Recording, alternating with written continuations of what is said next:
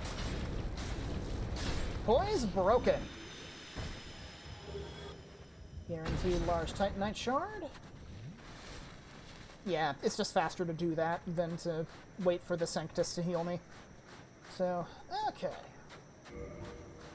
So, this is the boss of the area. Before you go in here, if you have killed Jeremiah, you want to go ahead and quit the game out and reload it. This will cause a corpse to spawn that has his loot on it.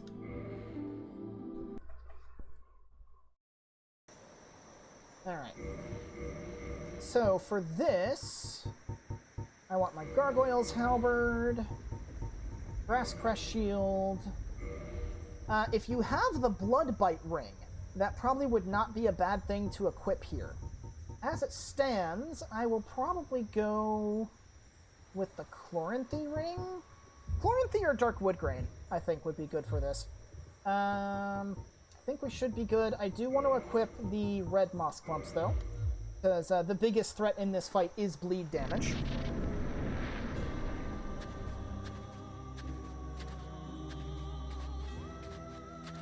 Who art thou? One of us thou art not. If thou hast misstepped into this world, plunge down from the plank and hurry home. If thou seekest I, thine desires shall be requited not. Thou must returneth whence thou came. This land is peaceful, its inhabitants kind, but thou dost not belong. I beg of thee, plunge down from the plank and hurry home. This is Priscilla. So, her situation is a little bit ambiguous. It's not known if the Painted World is her sanctuary or her prison. The way she talks seems to imply the former, but the circumstances of her existence also imply the latter, a gilded cage kind of situation. She's relevant for where we're going because she has connections to Seath the Scaleless. She is known as Crossbreed Priscilla because she is the daughter of a human or giant dragon union. Effectively, she's a medieval magic fantasy test tube baby that Seath was responsible for. And whether it was due to the unnatural form of her creation or just some trick of fate, she has an ability called Life Hunt, which could even kill the very gods. And as such, she was sealed into the Painted World to keep her sealed away, more or less. But she doesn't seem to mind. Now, Priscilla is noteworthy for two reasons. One, she's one of the two bosses that you have to initiate the fight against. She won't attack you unless you attack first. So, if you want, you can just leave her be. There's no reason to kill her, and her existence is actually one of the main reasons why the Painted World's such a PvP hotspot. Because you're not required to kill her to leave. Most people just leave her alive, whether because they don't want to fight her or out of a moral obligation, kind of just depends on the person. And then they can save the Painted World to PvP whenever they like, or just to wait for people to invade them, if that's what they decide to do. However, Priscilla's also noteworthy because she's a a boss that has a tail weapon. A particularly difficult to get tail weapon at that. She has Priscilla's dagger. I'm mentioning this now because there's a fairly decent chance I'm not going to get it. You have to hit the very tip of her tail a couple of times to get that thing to come off. And as you can see, or you'll soon see in a second once I actually initiate the fight, if I don't get it on the first hit, it will be pretty tricky to get it.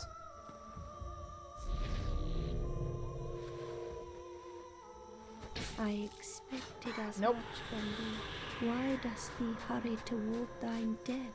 Okay, so Priscilla is a bit of a gimmick boss. She turns invisible, and you need to watch for the footsteps in the snow. That tells you where she is. And what's important here is you want to poise break her, because that reveals her location. Got it, Priscilla's dagger. Now, you want to be very careful when fighting Priscilla, because that scythe of hers... Oh, But why?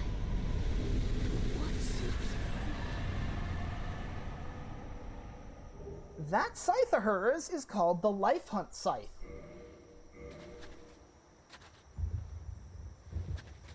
And that thing does a lot of bleed damage. I also forgot to equip the covetous gold, silver serpent ring, but that's not going to matter too much. Okay, so if you have killed Jeremiah when he invades you, and you've reloaded the area, when you come here, you will find his corpse with the Xanthus equipment.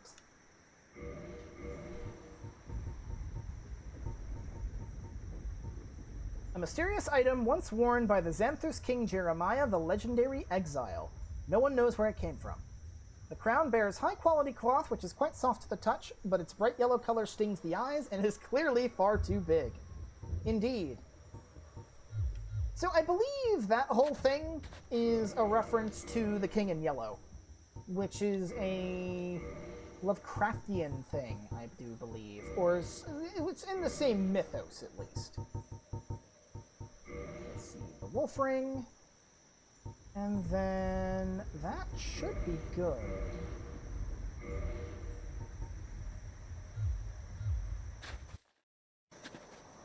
But yeah. If you make it to Priscilla's arena and you have not aggroed her or you have killed her, you can just walk over here, jump off, and you'll leave. Attempting to do this while she's aggroed on you will just kill you. So, once you fight her, or once you initiate, you have to kill her.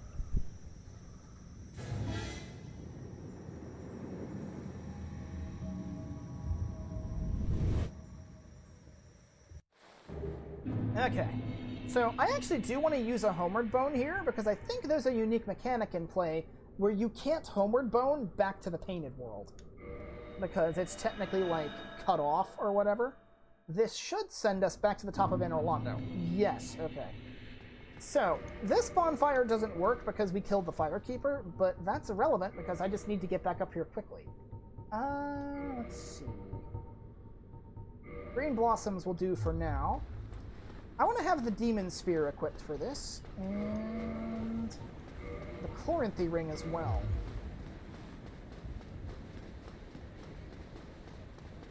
I noticed chat's been a little quiet. Hope y'all don't mind me checking in. Who all's still here?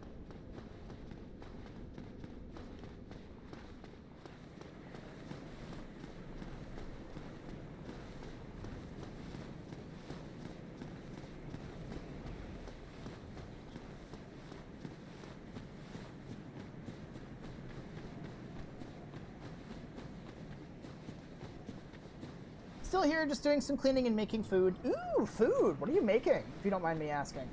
I had pizza and these little mozzarella rolls for dinner. Very tasty. Very filling. Okay, so we're going to be heading this way first. And hey! It's Pumbaa! This is the Fangboar from the Undead Parish. However, this one's a nastier version. Because this one, you can't backstab. So, let me show you a trick and why I'm using the Demon Spear. If you attack this guy one-handed, yeah, it does damage, but his armor has a deflection property that just kind of knocks your weapon away. If you attack with a two-handed weapon, or if you attack with a weapon while two-handing it, that deflection property does not get applied, and you can just keep attacking like normal. Okay, the Fangboar Helm, that's useful. So this one here is not that bad, because you can lure him back to the entrance, and you know he's pretty easy to deal with because he'll leash at the entrance. Roommate brought home some jalapeno popper chicken grillers from his work, pretty much stuffed chicken breast. Ooh, jalapeno stuffed chicken breast, spicy. I don't know about where it is in your neck of the woods, but around here it's supposed to get down to like 18 degrees Fahrenheit or something like that tonight. So, alright, so for this boar, you want him in here. Much easier to fight him in an open space.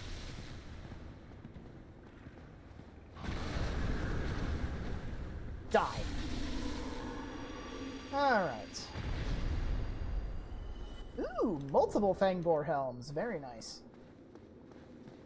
And we reach the bonfire. Whew, okay. So, before I go any further, I do want to make some adjustments and make sure I have a few things. Okay, good. I do have a rare ring of sacrifice. I'm going to need that in here. Let's see. As far as weaponry goes... Let's see. Weather-wise, it's 10 degrees, but it feels like -4. Ugh. Yeah, it's supposed to be getting real nasty real quick around here. Let's see. I'll go with the Ring of Fog for this one. Let's clean up our inventory a little bit. Let's see. Don't need the red Signstone. Yeah, stay warm, please. Shouldn't need an egg vermifuge. Don't need the throwing knives. Keep these souls for later. The soul of Priscilla will end up being sold because, as a female, France will pay more for her soul. Don't need the dried finger. So you don't need the parrying dagger. We got Priscilla's dagger. This sword, one of the rare dragon weapons, came from the tale of Priscilla, the dragon crossbreed, in the painted world of Ariamus. Possessing the power of Life Hunt, it dances about when wielded in a fashion reminiscent of the white-robed painting guardians. Yeah, Priscilla's dagger has a lot of bleed on it. Everyone else out there, stay warm. Indeed, everybody stay warm tonight. Let's see. Velka's Rapier I want to hang on to. Black Knight Halberd I want to hang on to. Notch Whip can go away. Let's see. Don't need the Blood Shield. Bone Wheel Shield, funny as it is, we don't need it. Let's see. We'll get rid of the Pardoner set. I'll put the Panting Guardian set away for now, because it's no use to us in its current state. Fangbore stuff can be sold. Don't need the Xanthus equipment. Let's see. Rings. I need to reorganize my ring inventory, because it's becoming kind of a mess. So, yeah, let me do that real quick.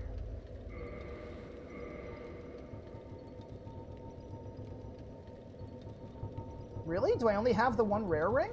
I thought there was more than that. Ah, here it is. Okay,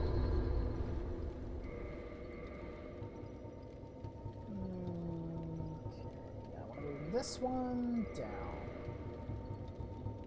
There, Ring of Sacrifice. Alright.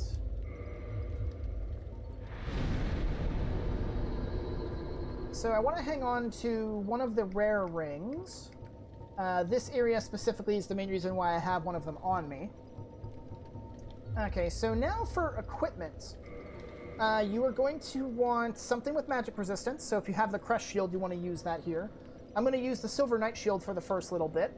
As far as weapons go, I would recommend, if you have it, Quelaag's Fury Sword, because the gimmick for this area is that pretty much every enemy around here has either really high physical resistance, magic resistance, or both, and everything in here hits really hard.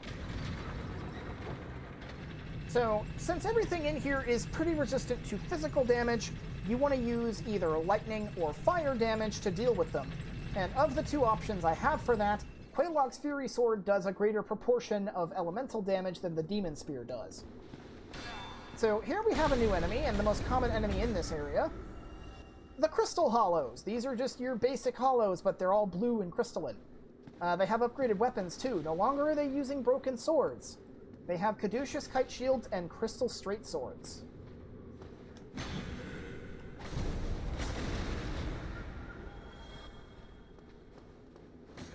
They have a few attacks. You'll see they have that jump attack of theirs. They also have a shoulder stab, where they attempt to jab you with that crystal jutting out of their shoulder. Now, if I wasn't using the Ring of Fog, I'd be getting sniped by this guy constantly. Oh! Okay. Oh, come on. That was just really bad timing. Okay, so we want to be really careful now, because there's a channeler in that room, and he managed to get his little damage buff thing off. And the channelers have better sight lines than these standard enemies do.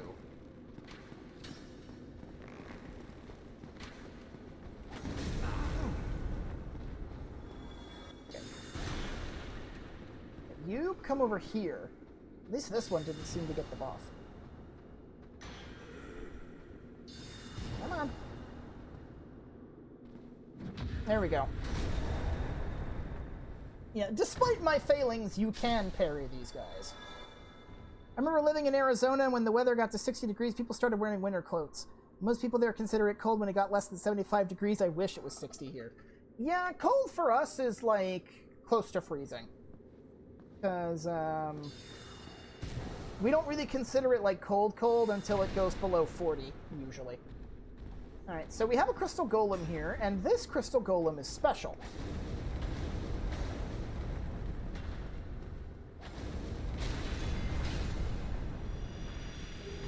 This crystal golem drops a broken pendant.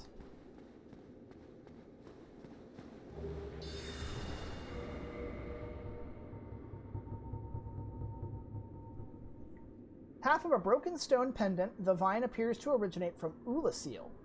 A powerful magic can be sensed from this ancient stone, yet men of this time can neither manipulate nor sense its power, which has a distinct air consisting of both reverence and nostalgia.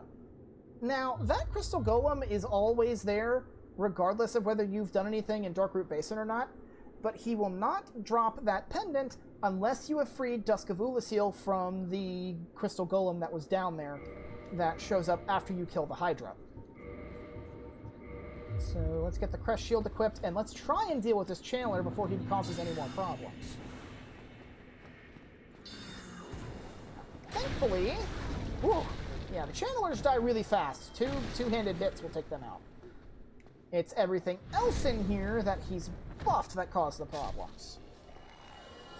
And again, I'm wearing the Ring of Fog so that way the archers that are everywhere around here don't constantly pepper me with arrows.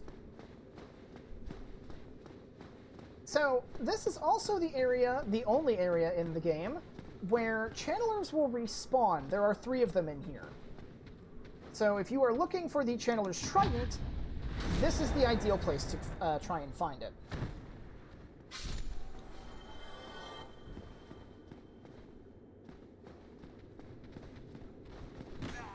Oi! I'm right here. Don't know what your deal was, but you jumped in the complete wrong direction, buddy. Solar Brave Warrior. Now, if you have the Ring of Fog or Hidden Body, the archers will actually come looking for you, which means they leave their posts.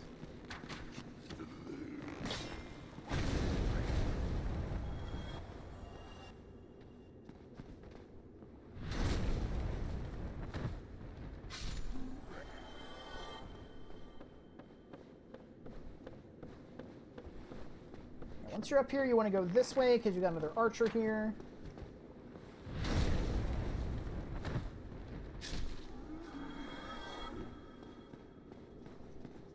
So something I want to point out for later, note that this bookshelf has a treasure chest on it. Remember that that treasure chest is there? You can use that as a landmark. And we have another treasure chest here. Some Twinkling Titanite. So, most of the areas that have a Lord Soul Bearer in them will usually have a unique upgrade material associated with them. Down in the Tomb of the Giants, for example, there was a lot of white Titanite chunks and a white Titanite slab. Here in the Duke's Archives, there's actually 2. This is the primary place to farm blue Titanite chunks, if you're interested in those. You can find a blue Titanite slab here, but primarily you'll find a lot of Twinkling Titanite here.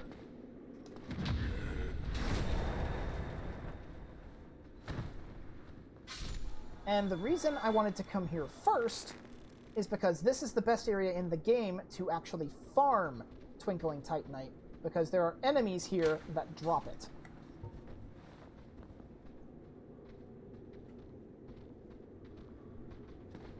Oi!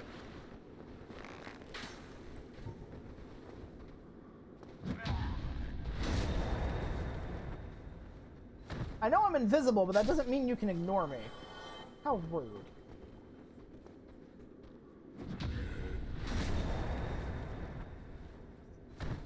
Parrying these guys is always a little anxiety-inducing, because sometimes if you get the timing ever so slightly off, you're going to be taking a lot of damage, whether they're buffed up or not. Because, like I said, basically everything around here hits really, really hard. Alright, so I want the Grass Crest Shield, my good old large club. We're still not done with this yet. Covetous Gold Serpent Ring. Y'all should know what this equipment combination means by now.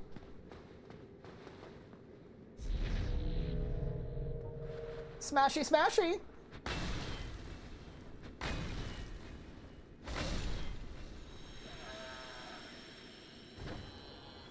Gonna drop it? Yes, he dropped it! The Symbol of Avarice! Come to Papa! And a Crystal Knight Shield. So, that thing was a rare drop from the Mimics. A very nice item indeed. I actually want to put that at the top of my gear list. Put that up right up there. Monster head resembling a treasure chest. Once an ancient god, it is said this is the symbol of shame imposed on a long-lost clan exiled for the sin of avarice. Wearing this slightly raises soul absorption and item discovery, but also affects its wearer with the curse of the branded. So, as Baby Chris the Fox mentioned, the symbol of avarice is a piece of headgear that drains your health when you wear it. However, in return... let's see. Yeah, it is 10 pounds. You were right on the money there, Baby Chris. So, let's see. But yeah, in return for the health drain and the insane amount of weight it has, equipping this gives you the benefits of both the silver and gold serpent rings. Primarily what I use it for is for boss kills, because the effects of the silver serpent ring will stack with the symbol of avarice, whereas the gold ring, unfortunately, will not stack. 10 liquid humanity and either the gold ring or the symbol of avarice will give you the maximum possible item drop rate. And you do want to be careful when you're wearing that, though, because the HP drain can and will kill you.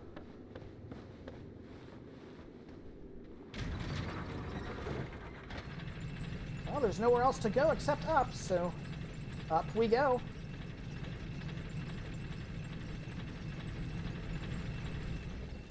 Now, technically speaking, if I wanted to, I could perform a sequence break here called the Duke Skip to completely bypass this upcoming bit here. Let's see. I think I want the wolf ring for this part. Also want to smash that thing, because there is a dude up here. The Crystal Soldier. This is one of the few instances in the game where an NPC will outright cheat.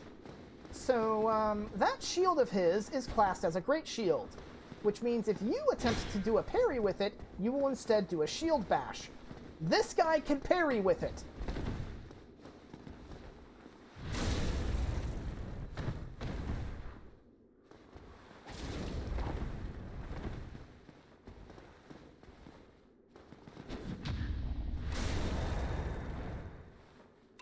And gone.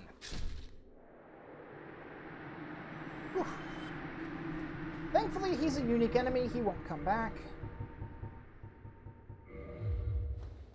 Get the gold serpent ring back on, because we got a crystal lizard coming up here. Assuming it didn't run off from me fighting the crystal warrior. And nope, there he is. Oh, he ran away. Get back here, get back here. You're not going to escape me. There we go. Okay, 2 Twinkling Titanite. I'll take that. Okay, so for this one, I want to put on the Rare Ring of Sacrifice. And I also want to unequip basically all of my equipment. So I'm going to be going into this boss fight naked. I like that once you enter the coming fog wall, you can just leave. That is true. This is the only boss fog that you can leave. You can see this, be like, oh, no, I don't want to fight Seath. Bye. But no, this is actually a forced death. This is why you want to wear a Ring of Sacrifice, or preferably a rare Ring of Sacrifice. So, as for the reason I'm running around naked, is because, again, this is a forced death. You have to die here. You'll notice all of these crystals are building up curse. If the damage from Seath's attacks don't kill you, the curse certainly will. And what he's doing here is basically the kill shot.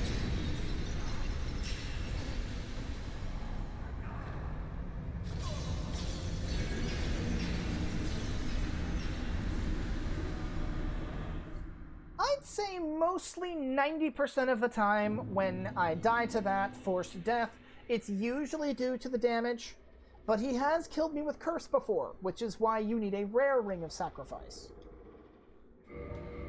And because that death is forced, I like taking my equipment off, just so it doesn't take needless durability damage. Let's see. Wolf Ring. I want Quelaag's Fury Sword still. Let's see. Silver Knight Shield, because there's no fire damage in here. Where's my wand? There it is. So now we're inside of a jail cell with, hey, it's a snake guard. One of the serpents from Sen's fortress.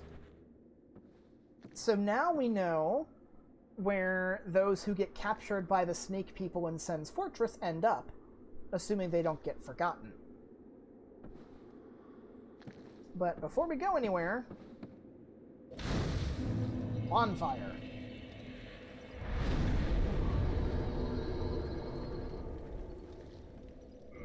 Let's look at that key we got. The Archive Tower Cell Key.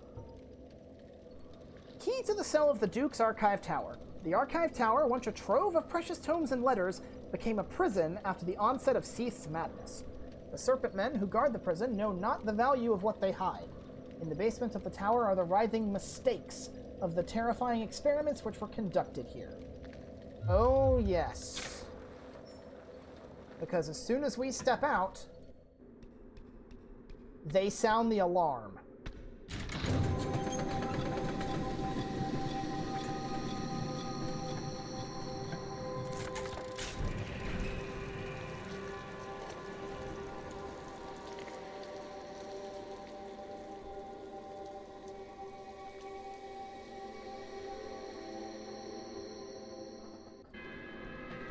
Okay, so we want to act quick.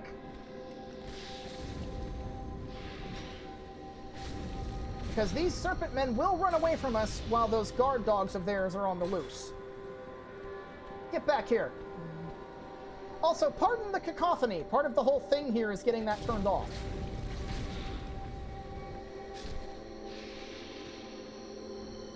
Okay. Whew. You can skip that forced death, but it involves a precise roll off the elevator headed to that encounter. Indeed, that is the Duke skip that I mentioned. So, the Serpent Men are scared of these things. That should tell you how scary they are. They're not that dangerous, but they are very frightening. These are called Pasakas.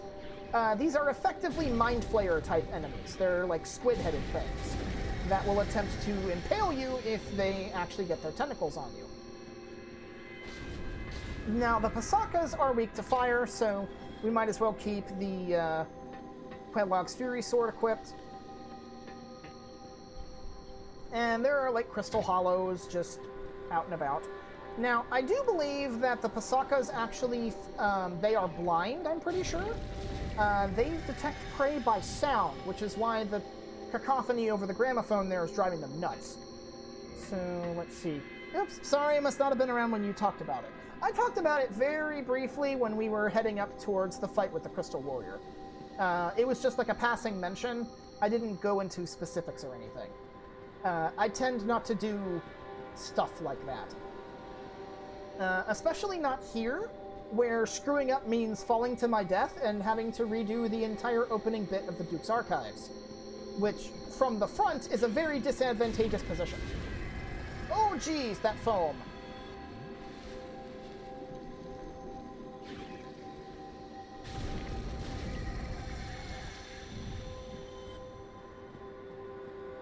Okay. So, one of these cells actually has a key in it. I think it's this one.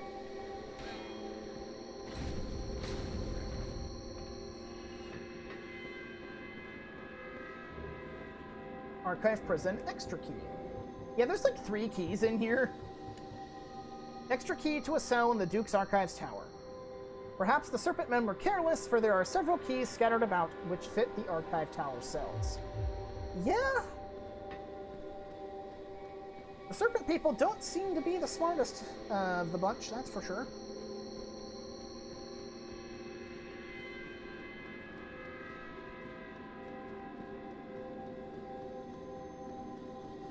It's no fun if you don't land it and need to keep redoing the area to try again however many times it takes. Yeah. Which, honestly, for me, it's just easier to burn a rare ring of sacrifice and just continue. So we actually do want to go this way, because I didn't go over here, but there's a gang of hollows just kind of hanging out back here guarding a door.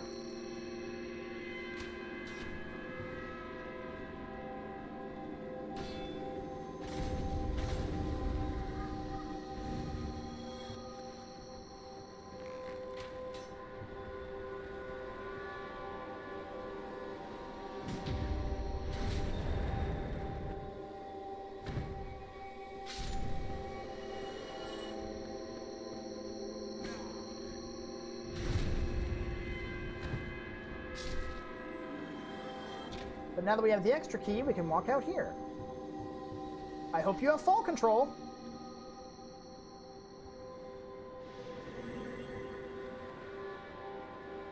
Ooh. Anxiety.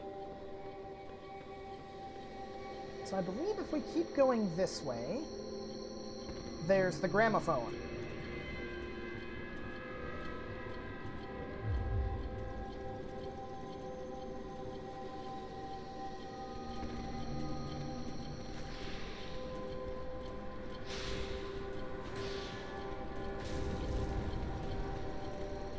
Now, there are two snake men, and there's a female snake person over there, but because I've got the Ring of Fog, she can't see me.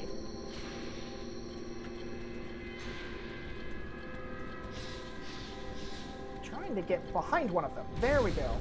Because the sooner I can kill one, the easier this will be.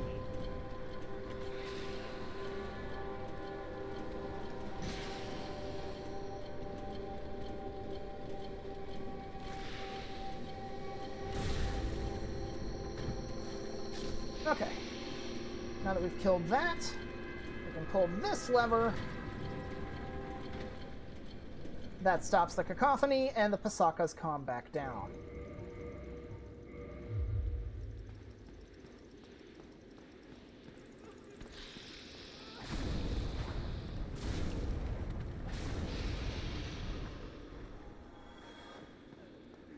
Another chest. Archive Tower Giant Door Key. Key to the giant door leading out from the uppermost floor of Archive Tower, which now serves as a prison. The key's design resembles not the key of a prison. Indeed, the tower was once no prison at all, but a trove of precious tomes.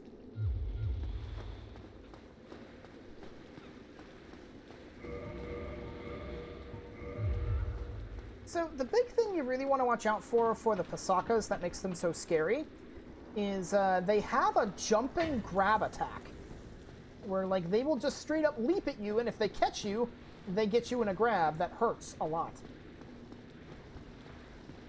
So without the alarm sounding, they all kind of congregate down here.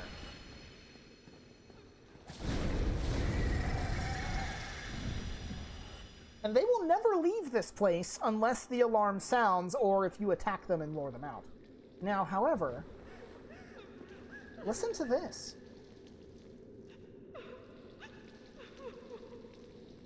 These Pasakas are not aggressive. They're weeping.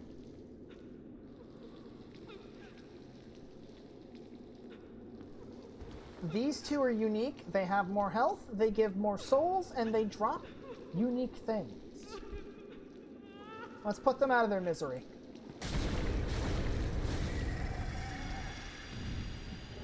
Soothing sunlight.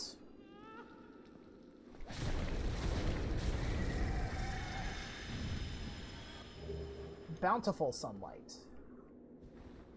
Not just failed experiments, baby Chris.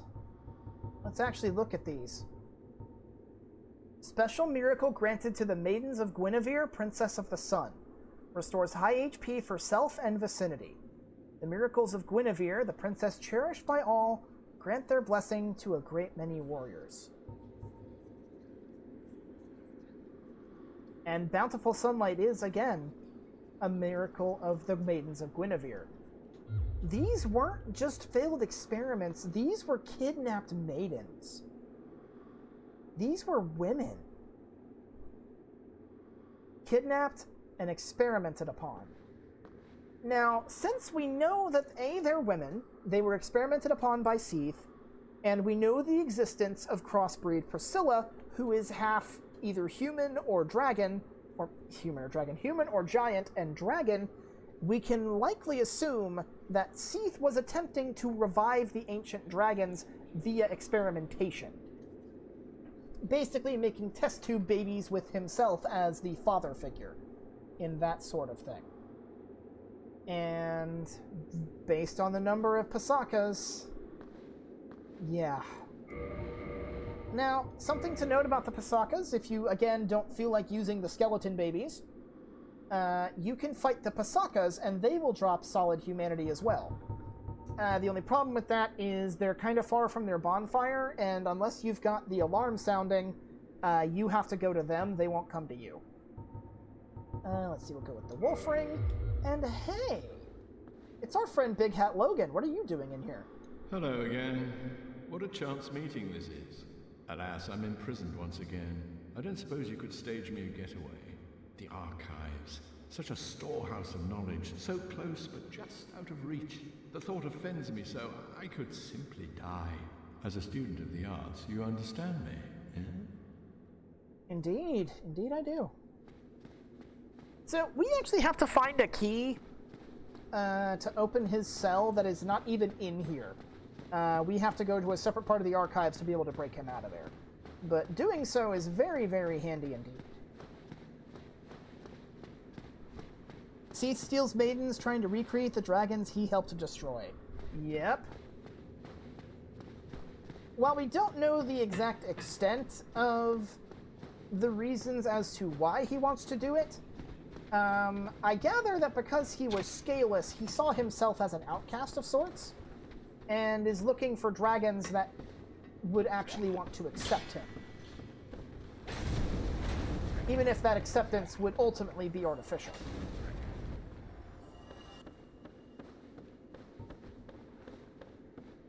Or at least try to get the scales. Yeah, farming the scales so that way he could have scales of his own.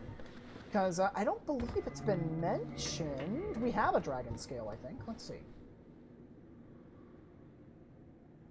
Yeah. A dragon is inseparable from its scales and the transcendent apostles who seek the perpetuity of the ancient dragons, have crossed the very end of the earth to seek this invaluable treasure.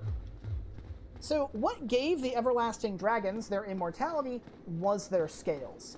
Seath was born a mutant, an albino, who had no scales. So, he seeks immortality. He also may be seeking to revive the ancient race, but I'm pretty sure primarily immortality is his true goal.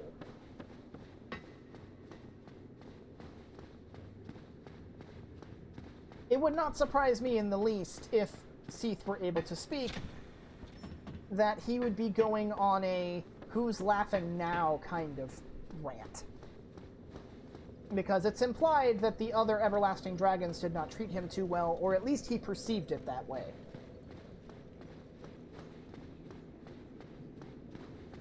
Alright, so there is one more treasure that we want to pick up. It's a treasure inside that cell right over there, at least before the draw distance popped it out of existence. If we climb up here, we can run along this edge and drop off.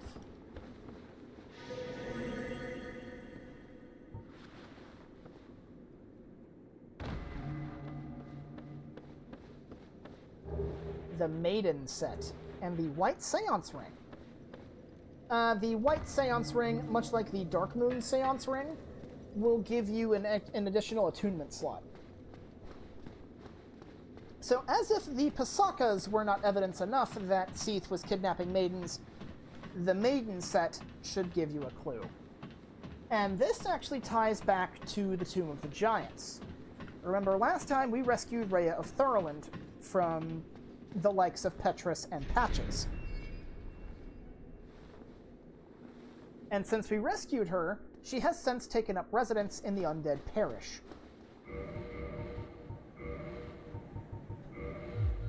Like other NPCs, especially merchants, for the most part anyway,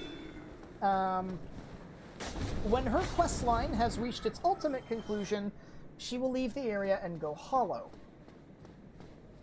However, unlike the others who have some grand purpose to follow that explains why they are where they are, poor Rhea ends up getting kidnapped.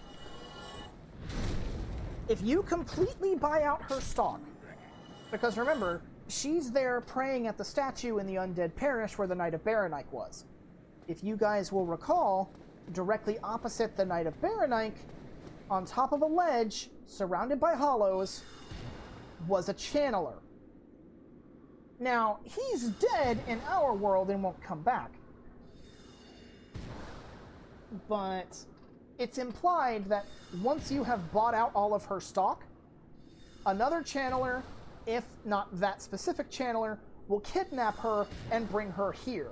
You will find her hollowed out in one of the tower cells. Issue with removing a dragon's scale, at least in the opening when it shows Seath. The scales crumble into dust, though that could be because he was trying to harness its power that caused it to crumble. Seath also stole Hovel's love interest and can be found in one of the cells. Ah, I wonder if... Let me look at the white seance ring. That might be the corpse we found. A divine ring entrusted to the head bishop of the Way of the White and apostle to all Father Lloyd, uncle to Lord Gwyn. It grants additional attunement slots. The head bishop of the Way of White is the guardian of law and caste, and one of the great royals of Thurland. Now, that's not really indicative of anything, but I believe if we look at the description for Hovel's set, or maybe it's even Hovel's ring. No, it's not Hovel's ring, but if you actually look at Hovel's other equipment, it will mention that Hovel is a bishop of the Way of White. So it's implied through that description, much like Baby Chris has said, that the corpse we found that on was Hovel's love interest, explaining why Hovel really hates magic and Seath in particular. Now, I'm just going to have a sniper duel with this channeler to make sure he doesn't cause any problems. And unfortunately for him, my range is greater than his.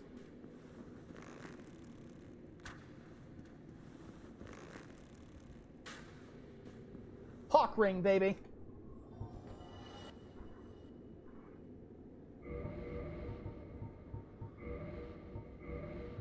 That's one less channeler sniping us.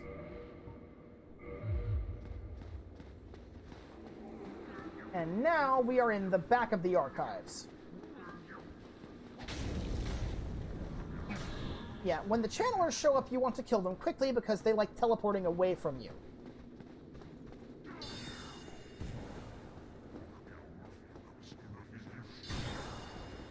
Die.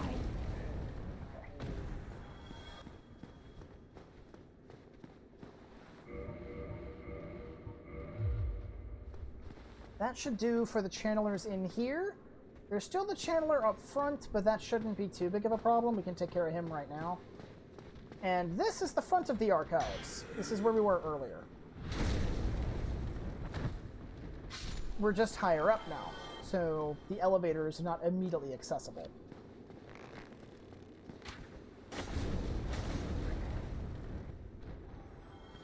Now, a lot of people, their first time through, get very lost very easily in here, because the upper levels of the main archives building look very similar to each other, especially with these rotating staircases. Something that I like to use to help me discern my location is that treasure chest on top of the bookshelf, because that only appears in the front of the archives, not the back. So now that we've seen that, we know where that is.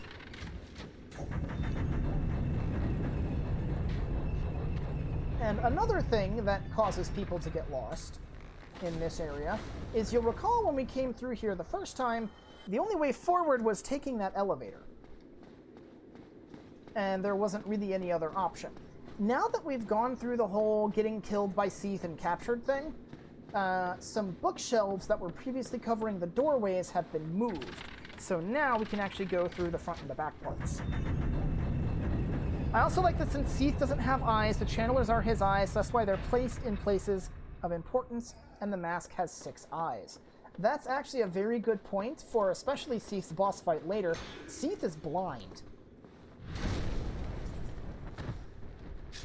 In fact, Seath is probably the only boss fight in the game where it's actually helpful, if you still have it, to equip the Slumbering Dragon Crest ring, because it makes it to where you make no sound at all. At least by walking around.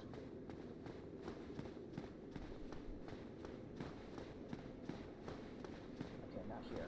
There's a treasure chest, I think, in the back, because we are currently in the front. So we need to go to the back top level, and there's a chest we can grab.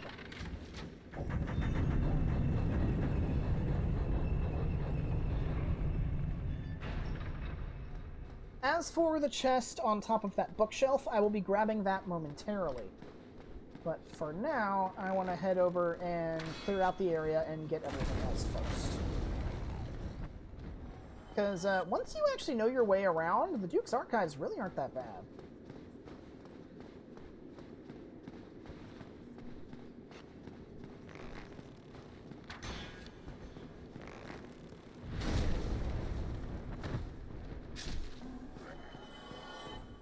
There's our chest right over there. So something important to note about the rotating staircases is, as you can see, there are two of them. The staircases are linked. If you rotate one, it rotates the other.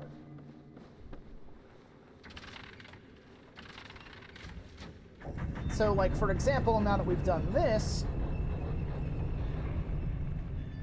the staircase in the front would also be rotated.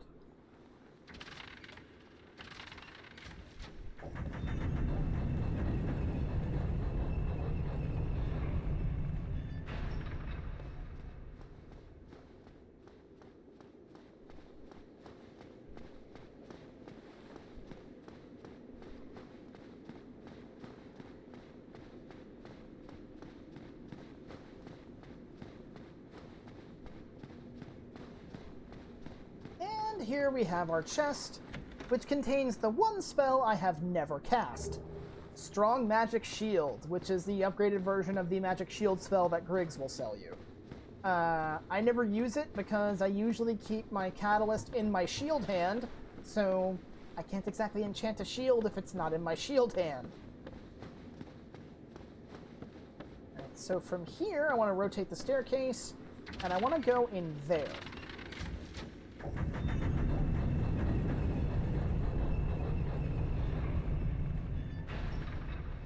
I also want to cast Hidden Body on myself. Because there's a hollow here that has a bow. And we want to shoot him before he starts shooting us.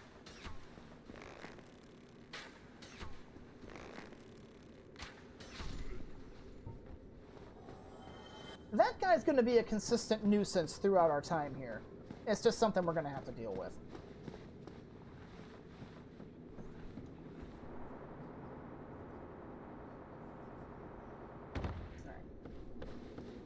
Pull this lever to open up another shortcut.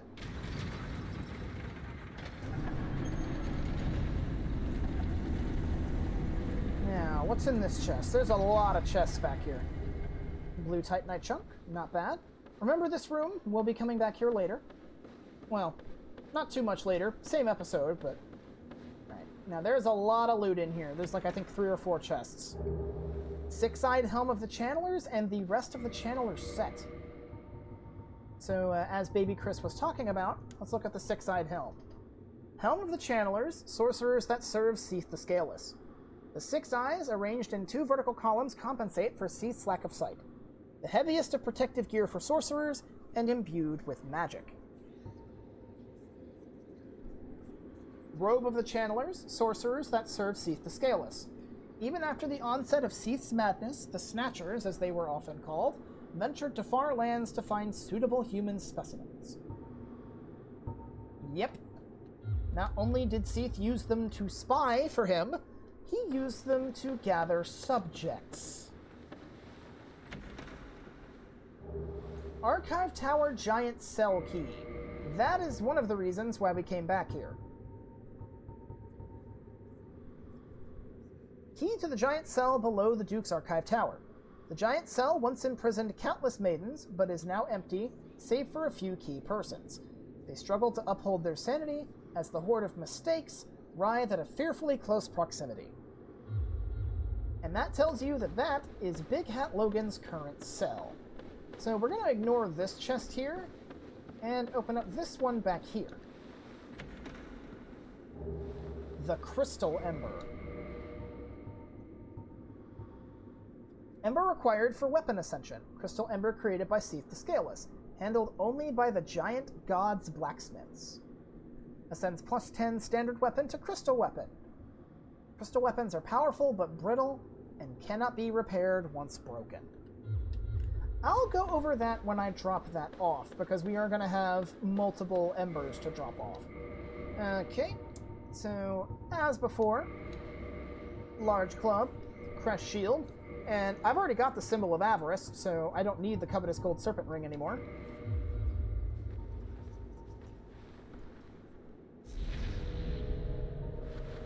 Smashy, smashy.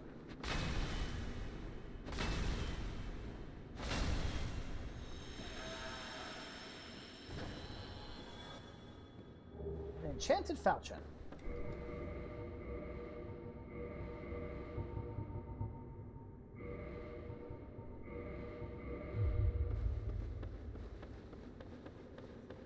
Now, we could actually go forward there, because that's the way to forward progress. There's a switch there that lowers a staircase. But first things first, while all the enemies are dead, let's make a beeline back to Logan so that way we can get him out of his cell. And that should be the last thing we should ever need to do inside the Duke's Archives Tower.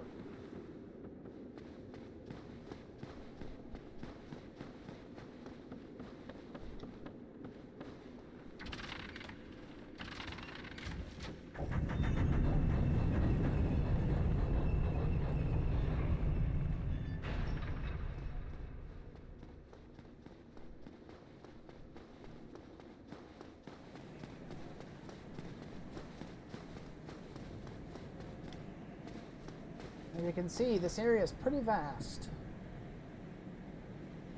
Ooh, look at that. Giant crystals jutting off in the distance.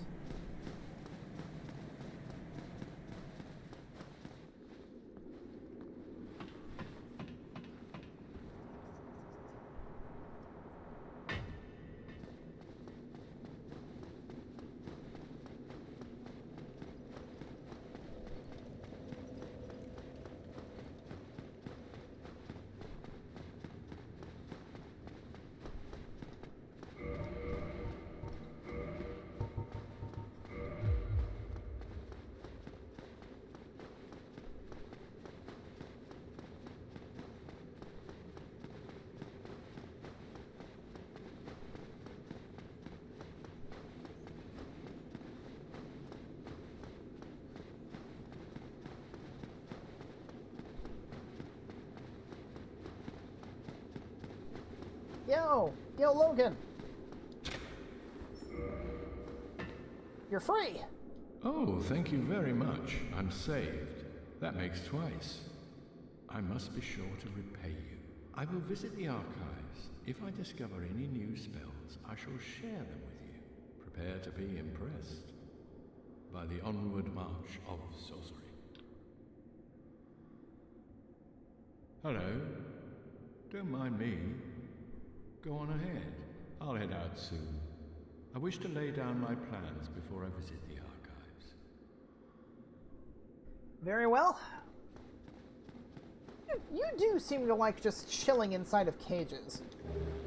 But here, we get a Firekeeper soul. Seath kidnapped a freaking Firekeeper. The fact that we haven't really seen any evidence that would actually imply this for them, like, explicitly imply it, but the fact that he managed to kidnap not only Guinevere's maidens, but also a Firekeeper, it's very heavily implied that while he was still around, Gwyn more or less gave Seath carte blanche to do pretty much whatever he wanted, and turned a blind eye to his atrocities. So, yeah, Seath's done some pretty messed up stuff. He doesn't care who he has to kidnap in order to experiment on.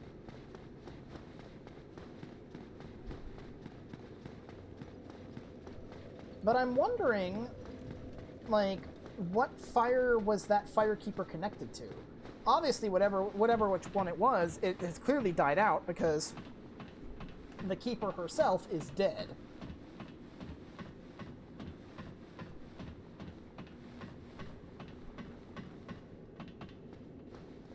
But still, paints a horrifying picture.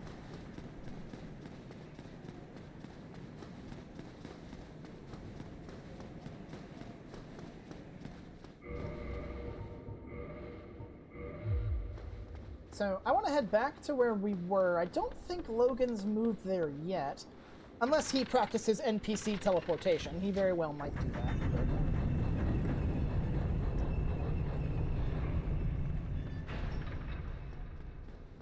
I mainly want to go down here for the shortcut, but I will check on him.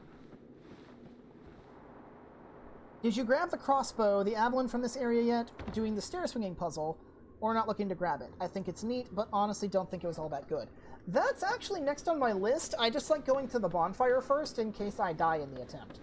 And hey, Logan practiced off-screen teleportation. Sup, buddy? You got here fast. Hello there. I was expecting you. This place is truly magnificent. More than expected, even.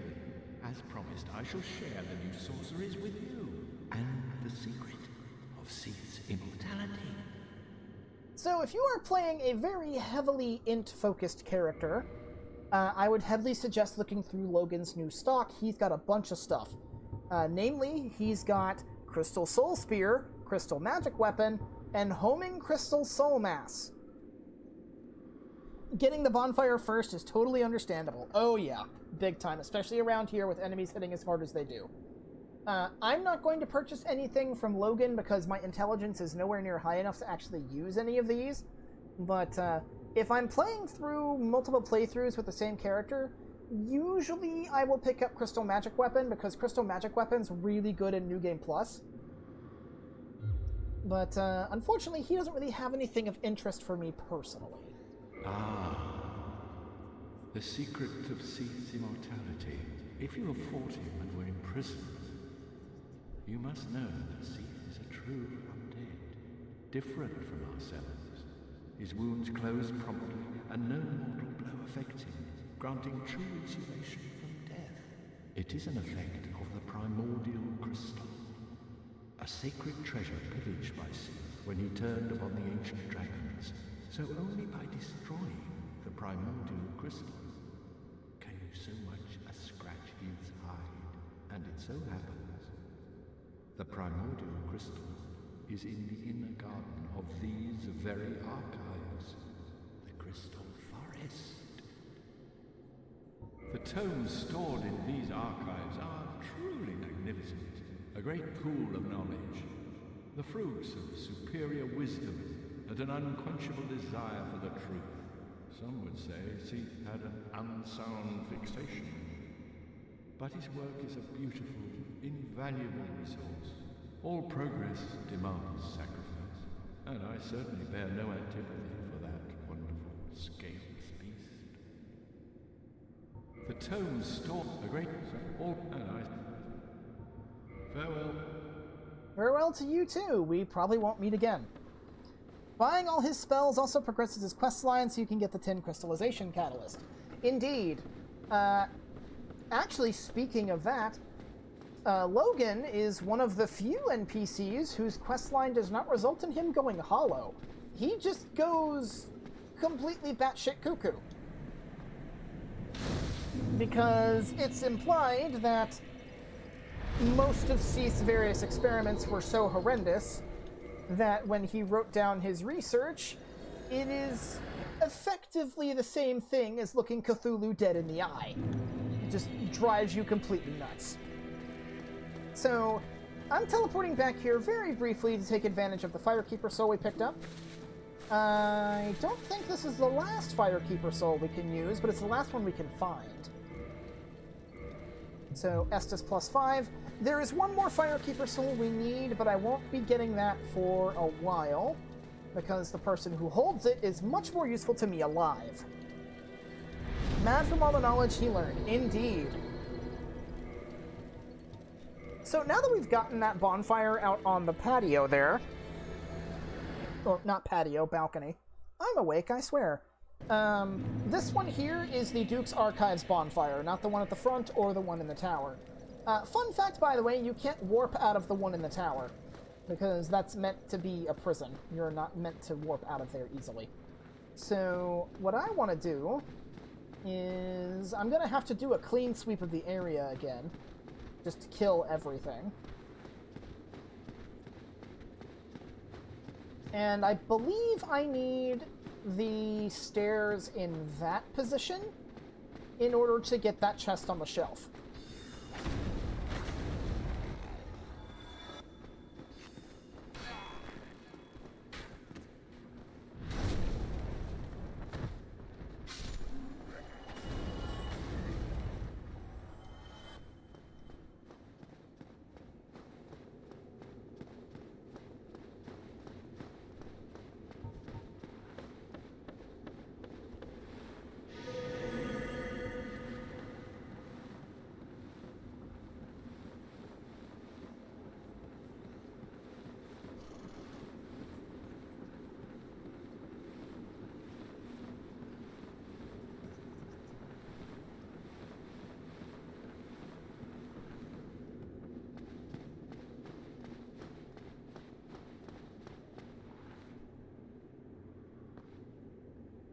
I believe that's correct.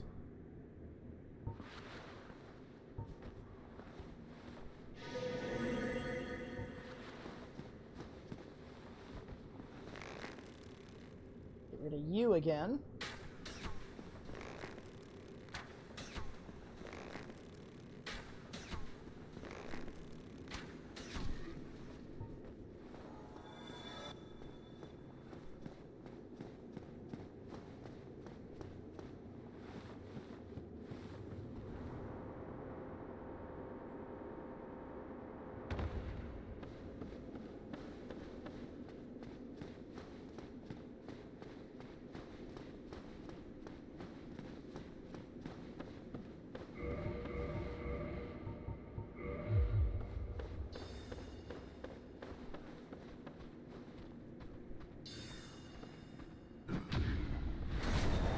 I technically just parried that guy sideways. Very nice. That doesn't happen often, but it's always really cool when it does. Let's see. Let's see, I don't think the lower levels have anything of particular interest.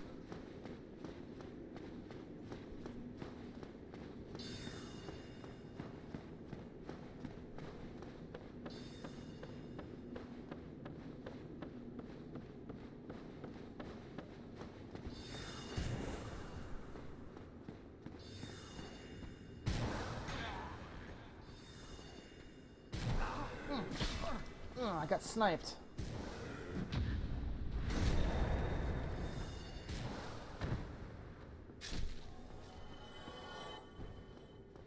Looks like the channeler up top also did his little dance.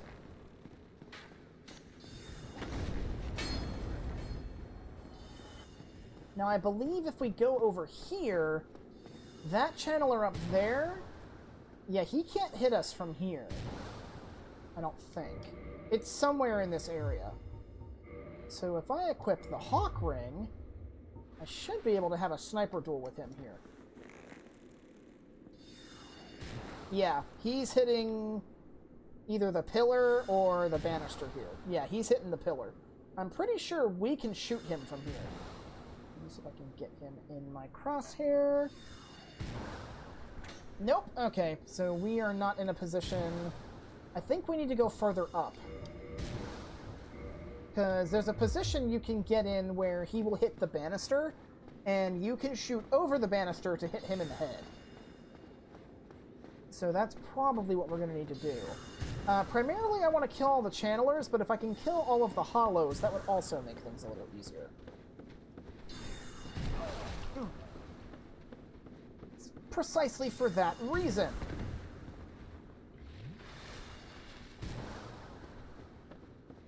Because sadly, I'm sure it has something to do with the fact that they're Seath's magical eyes or whatever, but as you can see, the Ring of Fog doesn't help against them too much.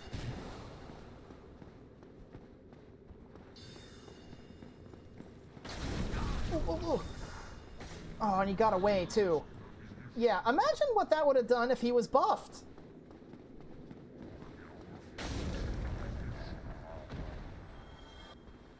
Ouch.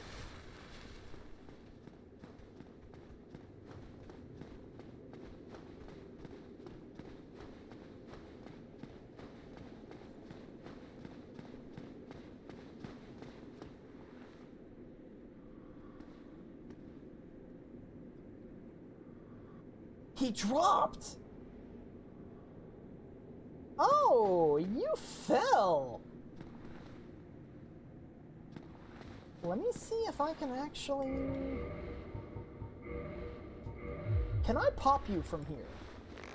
Because I can shoot over the banister. I can! Time to die.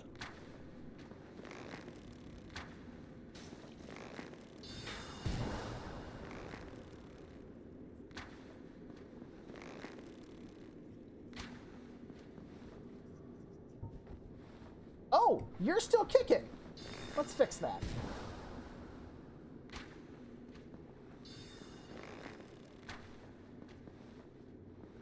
That seems to be going through his head.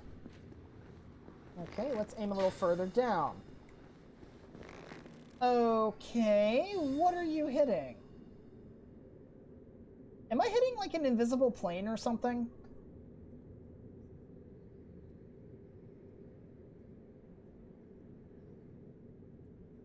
Yeah, he seems to be freaking out with his pathing. Oh, yeah, there's an invisible collision there. There we go.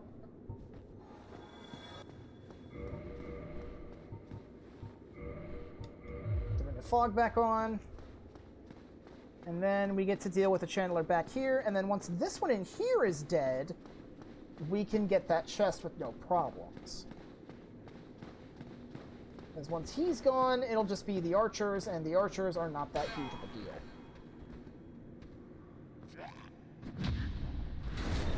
Let's see. Yes, actually, this is perfect, because this is exactly where I want the staircases to be.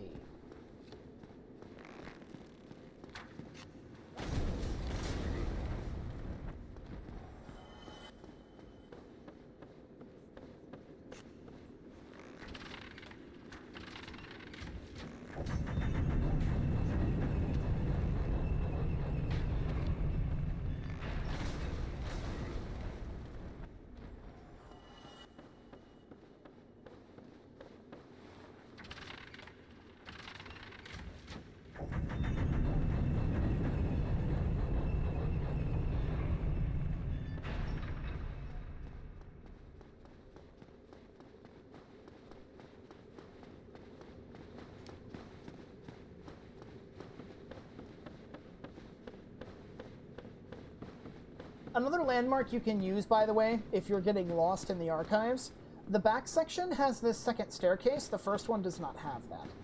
Because the front area here has the elevator instead.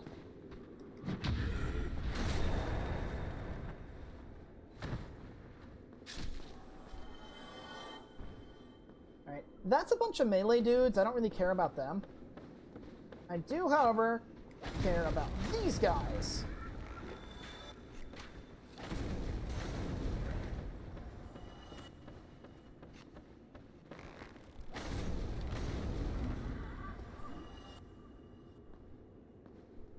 Okay, good, and the channeler did not hear a thing. So as long as I'm careful, I can sneak up behind him and do him in. So let's go get rid of us a channeler. And then once the channeler's dead, it'll basically be free pickings.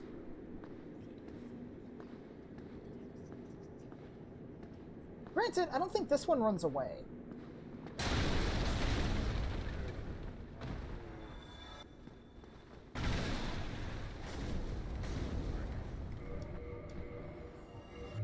That should do for all of the magic damage around here. So let's get us a treasure.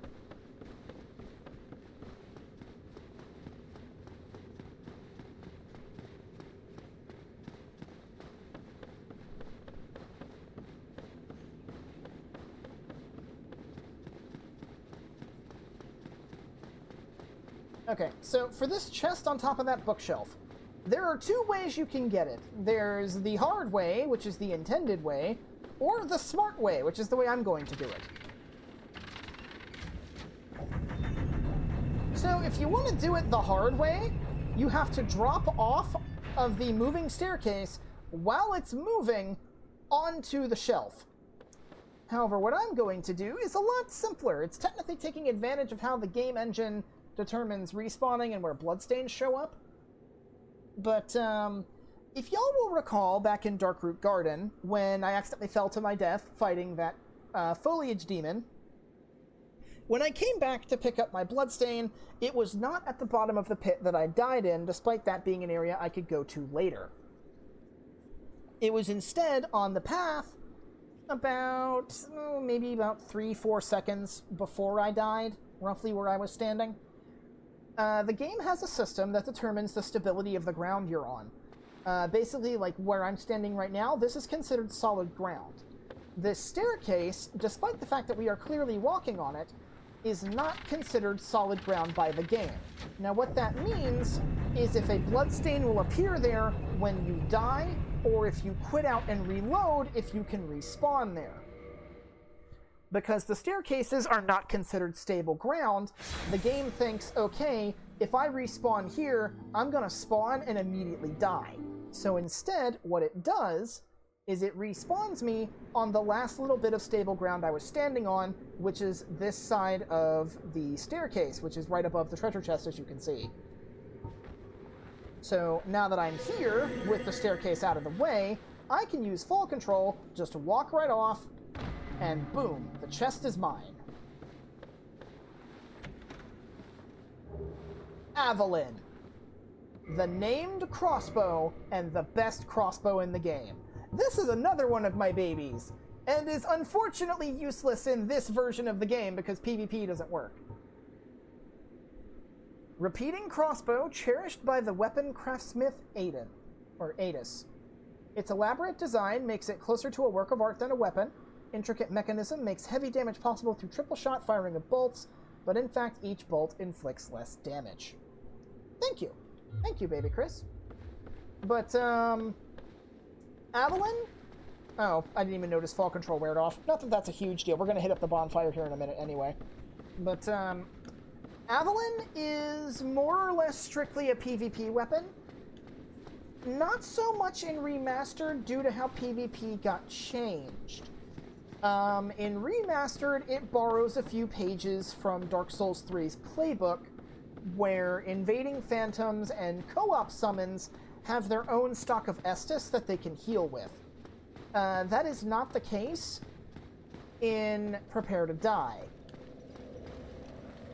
In Prepare to Die, if you are an invader or a co-op summon, you cannot heal yourself unless you are using miracles, or you use something like a Divine Blessing or a Humanity. Humanity, being the most common of those, is usually what a lot of online players would heal themselves with in another player's instance. However, if you've seen me pop a soul, you see the animation that's used there. That's the exact same animation that's used when you pop a Humanity. And that animation is slow. That's a good, 3-4 seconds. Avalyn is really good in PvP and Prepare to Die, specifically for punishing Humanity poppers.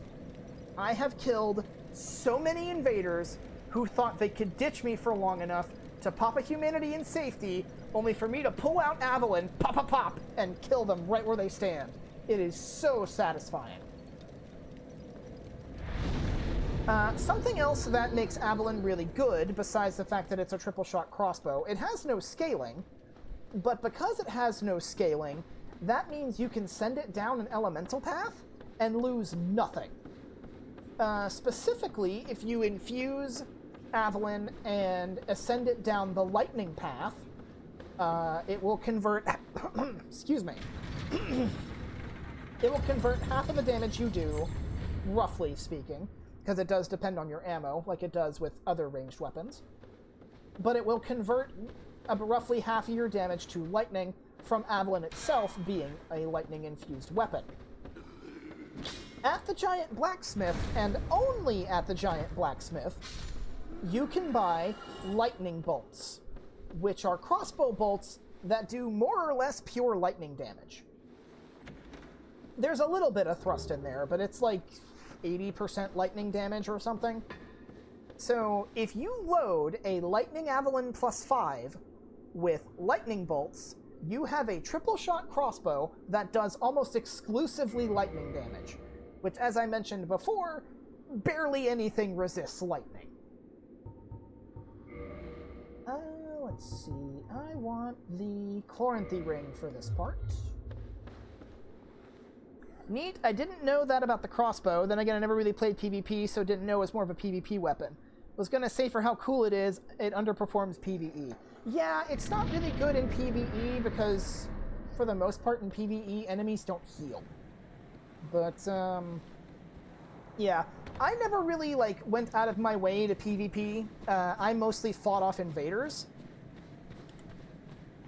But, for what it was worth, Avalon was really good at kicking invaders out of my world. It's one of the reasons I love the weapon so much.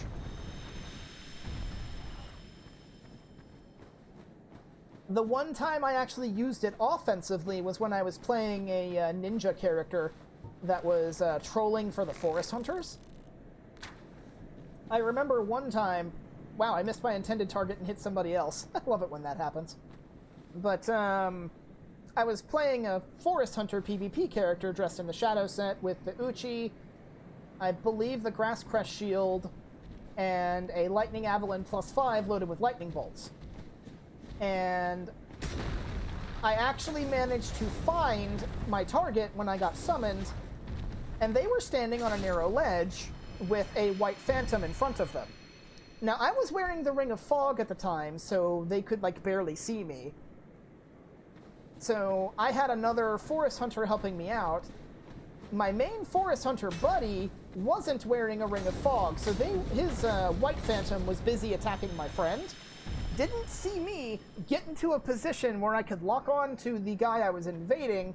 I pulled out the Avalon, shot him, and all 3 bolts connected and just one-shot him. This was back on the Xbox days, too, so I got a very, very angrily worded private message after that. But it was so funny.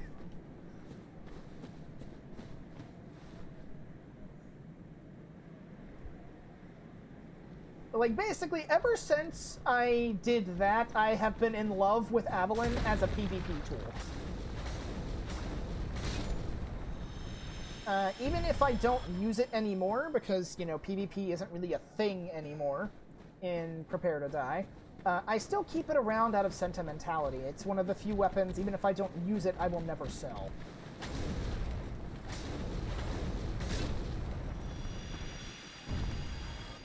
Now, it hasn't shown up here yet because we haven't progressed Siegmeyer's quest enough, but we will want to be coming back out here to the Crystal Forest area at a later date, once we've done a little bit more with Siegmeyer, because part of his quest takes place out here.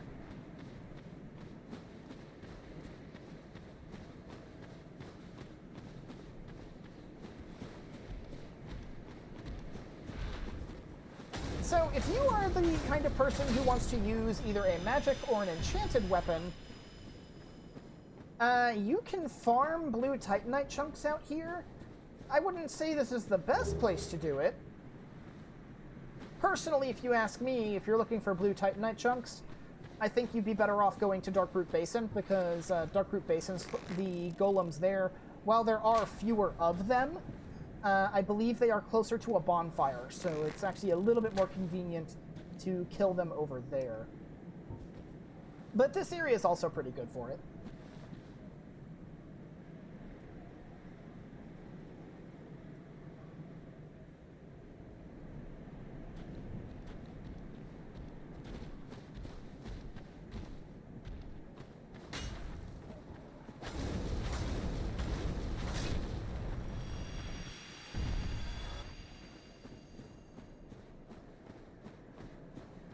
Quelaag's Fury Swords, just the fire damage on it when you have really good humanity is just so good at killing everything in here.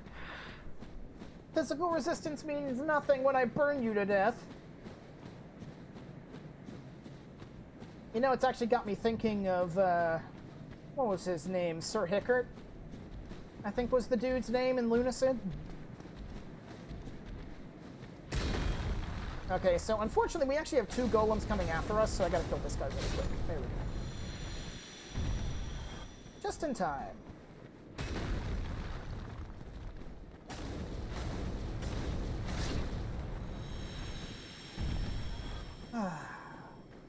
I love how fast this sword is. The only thing that really stops me from using curved swords more often is the really awkward kick.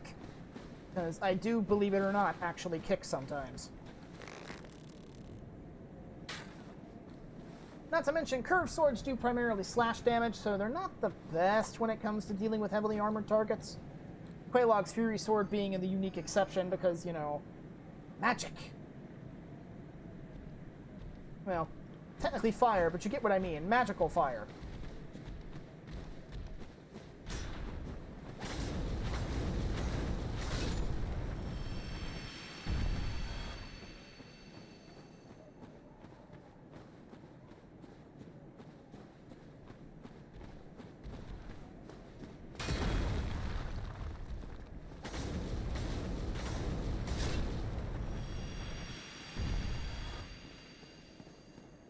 Okay, it's time to head into probably my least favorite area of the game. Before I head in here, we picked up some not purging stones. I mean, we do have purging stones, but we picked up some prism stones in that chest back there. 20 of them to be exact. I want to have those for this area. Oh, the Crystal Cave. I do not like this place. This place just gives me all kinds of anxiety, and I hate it. It's not too bad right now, but once we get about halfway in, you'll see why I don't like this place. Now, I want to kill this guy fast. Whew. Okay, so what's nasty about this place, I mentioned this in Lunacid, and I mentioned this in the Anor Londo Rafters.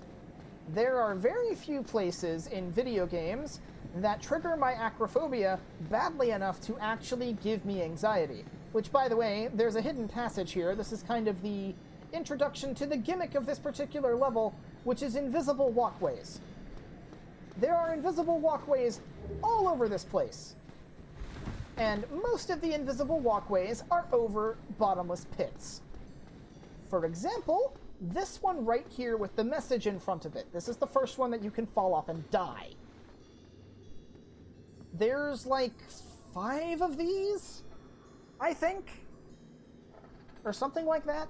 I really don't like this area because you're constantly forced to look down to make sure that you're actually going the right way. You can kind of see, some people call them snowflakes, but they're not actually snow. They're like motes of crystalline light or something that fracture when they hit the ground. What you're supposed to do if you don't have prism stones or if you're not playing online, most people who come through here when playing online will usually leave a whole bunch of messages along the path, so you can follow the messages and you'll be fine. But the way you're supposed to do it is you're supposed to watch these little motes of light that are falling onto the ground. You're supposed to follow them and, you know, just kind of follow where they're dissipating, and you'll eventually make it safely to the other side. The problem with this area is that it's a huge open bottomless pit with a bunch of invisible, relatively narrow walkways, and the really big problem is the 2 main enemies that you find down here. One of them is a melee unit that has a ton of knockback on their attacks if you block them. So, blocking will get you killed from getting pushed off. Makes me glad I have the Hawk Ring, because I want to engage this guy and kill him. This is a golden crystal golem. This is like the one that imprisoned Dusk of Ulasil. The golden crystal golems, there are 2 of them down here. Thankfully, once you kill them, they don't come back.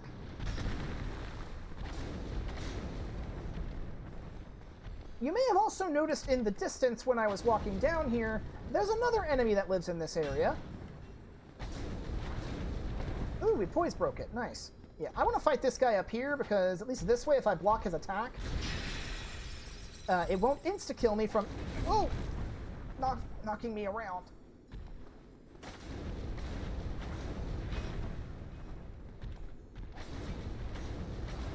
Okay. That's one of them dead. So I'm going to equip Sanctus to try and recover a little bit of my health while I navigate this place. Let's see. I want the Hawk Ring again. Let me get my bow out. Oh, God.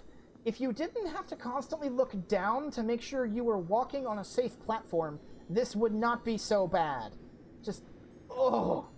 There's a reason why the biggest piece of advice when you're looking down a height is don't look down. God, this area sucks. I really don't like it. Okay, so... You want to be very careful on this platform specifically, because it's really easy to just kind of slide off. The collisions here are more than a little janky. So while I'm walking along here, you may notice there's a moonlight butterfly or two just kind of hanging around. The moonlight butterfly is also a creation of Seath, and most of them nest around here. So you notice there's another gold crystal golem down there.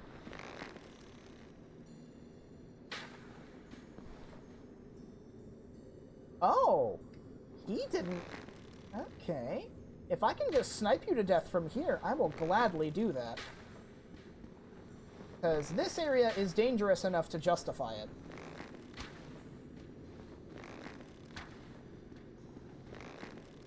I mean, yeah, it might take a while, but... if nothing else, that's just going to give Sanctus more time to heal me. So, I'm cool with that.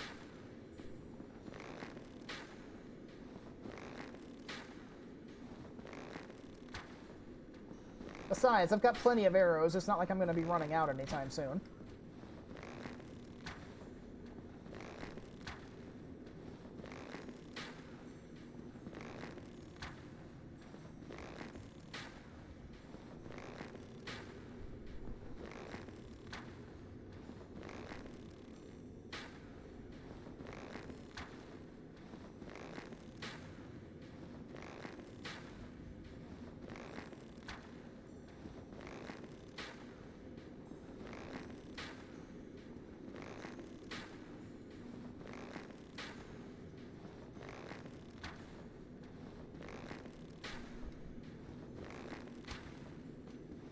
One more should do it.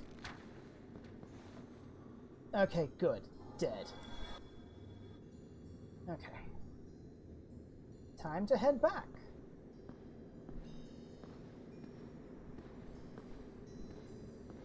Alright. So one thing I'm going to suggest that y'all do if you have it before running down this thing, cast Fall Control. Much like the Silver Knight Demon Archers with that one soul that was in a weird location where sometimes running down the slope would randomly make you take fall damage. This thing kind of acts similar. If it doesn't just straight up knock you off, sometimes when you get to the end, you'll just randomly take fall damage. Slow and steady, indeed. Especially in this area, because those things don't come back, so I'm perfectly fine with doing that. So, you want to stick close to this side. Might be a little hard to notice, but my character is kind of like sliding off. There we go. Whew. Okay. So before I go any further, I want to equip the Covetous Gold Serpent Ring. There's a path right here, and right in here is a little cave that has a bunch of crystal lizards in it. Okay, I got one of them. I think two of them got away. So let's reload that.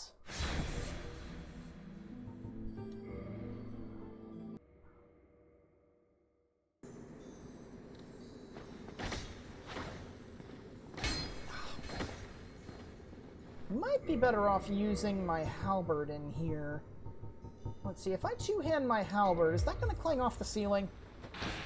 No, it won't. Okay, so I will stand about here, and hopefully they won't get away next time.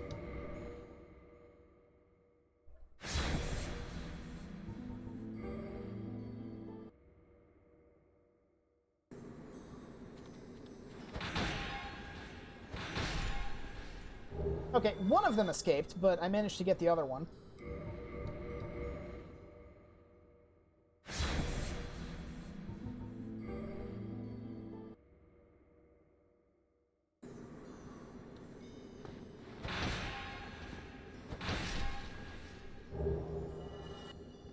Okay, more Twinkling Titanite. I will not complain. So, I am getting a little bit lost here. So, okay, so this is the back exit to this little crystal lizard's nest. I'm just going to go ahead and tell you what that item is, because I'm not going to go out of my way to get it. Because I believe I did that once to get an achievement on the Xbox version of the game, and it absolutely terrified me. Even with a map showing me where the invisible walkway was and constantly laying down prism stones, I think I died like a good 5 or 6 times trying to get that thing. And with the run back, that got very tedious. If you care, that is a blue Titanite slab. I don't care. I'm not going for it because it's not worth it. I'm going to go this way instead. This is the way forward.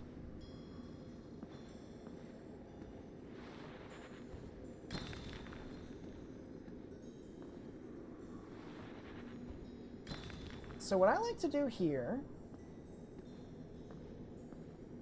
is I like to throw down prism stones. 1, 2, 3, 4, 5. And after about 4 or 5 steps, throw down another one. So what's important about this is the prism stones not only act as a path marker. Oh, I'm going to have to go back and grab that item. That's a blue Titanite chunk. But,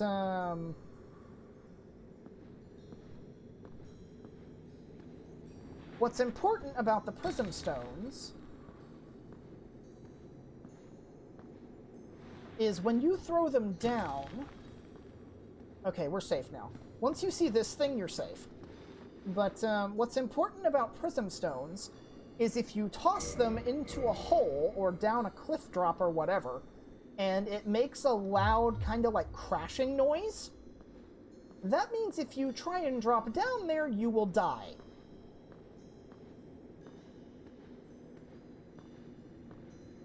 So now that I've placed these prism stones, I do want to grab that item that's a blue Titanite chunk. It's just for some souls, but you know, it's easy enough treasure to grab, and it's not too far out of the way. So, a big tip I can give to you while you're here, even if you have killed all the golems, do yourself a favor, don't attack the moonlight butterflies. They have a natural home field advantage here because they can fly and you can't. Thankfully, their aggro range is mercifully short, so unless you shoot them, that shouldn't be a problem.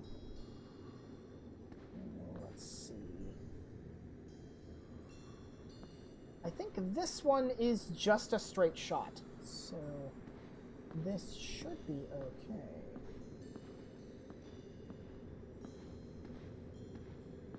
Yeah.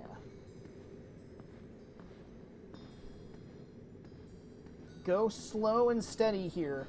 Don't rush. Rushing will get you killed. Okay.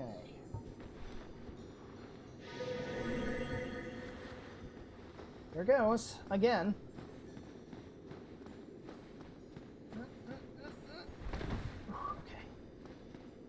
And now that I've done that, our prism stones are still there. So we should just be able to walk across and be fine. Just follow the prism stones.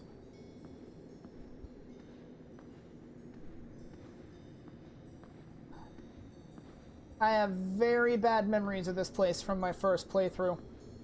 Because I didn't understand the mechanics of this game more or less at all. My first playthrough, as you would expect. And I was running like a heavy armor spear tanky build, and I'd somehow managed to get this far, and oh boy, this place was a nightmare. Now you want to use either Hidden Body or a Ring of Fog when you go to grab that Soul of a Hero, because sometimes, not always, but sometimes, grabbing that item is enough to set off that particular Moonlight Butterfly. And this place is precarious enough without you getting sniped.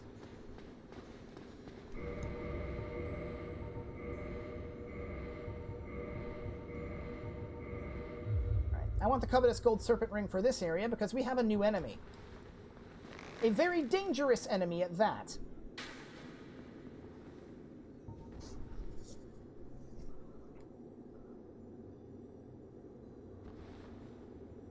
Yeah, I don't find the cave too bad either, now that I know how to get past it, but... Alright, say hello to, I believe these are called man-eater shells. Most people just refer to them as giant clams, because that's basically what they are. These guys are dangerous on their own, but in this particular instance, where you see there's like 4 of them over there, there's actually 6. There's this one, those 3, there's one over here behind the wall that you can't see, and there's one being obscured by that cluster of crystals over there. These guys are basically just one big trap. So, if you don't kill anything else in this area, kill these guys. You will make your life so much easier if you kill them. So these guys are dangerous because their attacks do a lot of knockback, they do a lot of damage, they have a grab.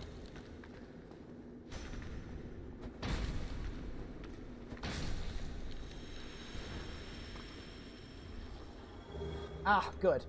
And the reason I want to have the Covetous Gold Serpent Ring on when killing them is because having it equipped boosts the likelihood of them dropping their items. These guys can drop Purging Stones, as you just saw, and what makes this important is these guys can drop Twinkling Titanite. They are the only enemy that respawns that will drop Twinkling Titanite.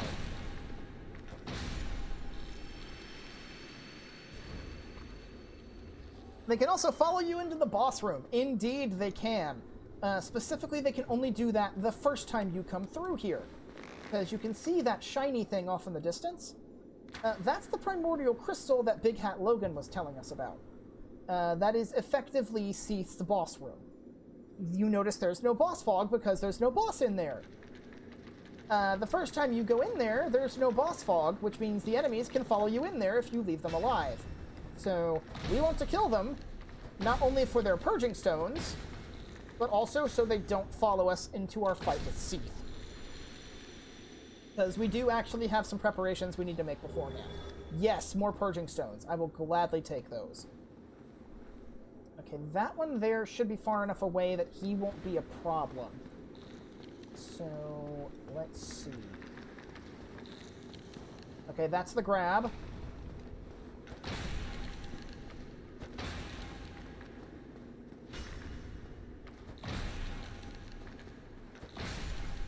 Okay. Twinkling Titanite. Should be one more man-eater shell, and this should do us. So as long as he doesn't actually get a hit on me, this should be pretty smooth. But yeah, the easiest way to deal with these guys, as you can see, is staggering poise breaks, because they have no poise at all. Or if they do, they have very low poise. Okay. So before I step through here, I want to make some preparations for the upcoming boss fight. First things first, Seath primarily does curse, even if his damage is more dangerous than his curse is. You still want to have Purging Stones, just in case. Being a dragon, you can't really block anything he does, so do a two-handed setup with a Grass Crest shield. We're going to want the Dingy Robe. For 2 reasons, actually. Primarily, Seath does mostly magic damage, so having magic defense will, of course, obviously help. And the Dingy set has really good curse resistance for a set of light armor. So we're definitely going to want Havel's Ring. I actually might be able to take Havel's Ring off, because the Dingy set's actually fairly light. Let's see. Can I still fast roll? Okay, I can, so I can actually equip something else. Let's see. I want the Curse Bite Ring. And let's see. Probably the Chloranthy Ring. I'll go with Dark Wood Grain, because I'm already getting 2 stamina boosts from the mask and the shield, so this should be fine. Indeed, you want to stun lock them. Okay, so I'm going to wait for my curse resistance to go down. As you can see, 4 whole bars of curse resistance. Seath ain't gonna curse us. And if he gets anywhere close, we have purging stones for that.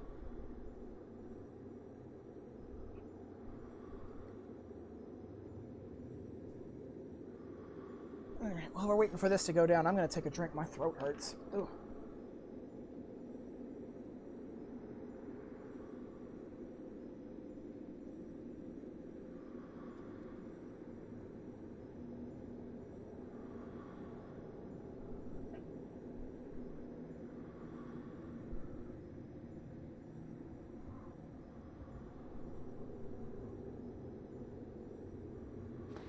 Okay, here we go.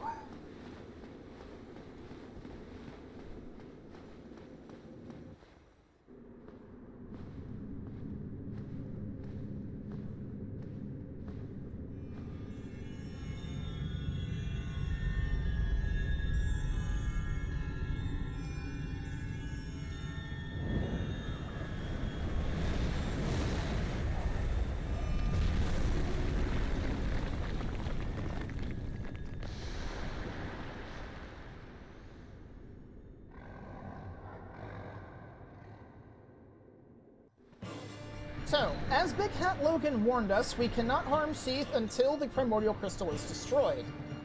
However, as an environmental piece, enemies can smash it just as easily as we can. And Seath will usually open up by firing a straight line. He just broke his own crystal. So, something to note with Seath is, as a dragon, he has a tail weapon, and specifically, you'll notice he has 3 tails. You need to chop off the tip of the center tail. Be very careful when you're back here, because he will flail his tails around, and those things do a lot of damage. Now, the annoying thing about Seath's tail weapon is he's huge, and his arena isn't exactly big. His tails will frequently clip into the wall.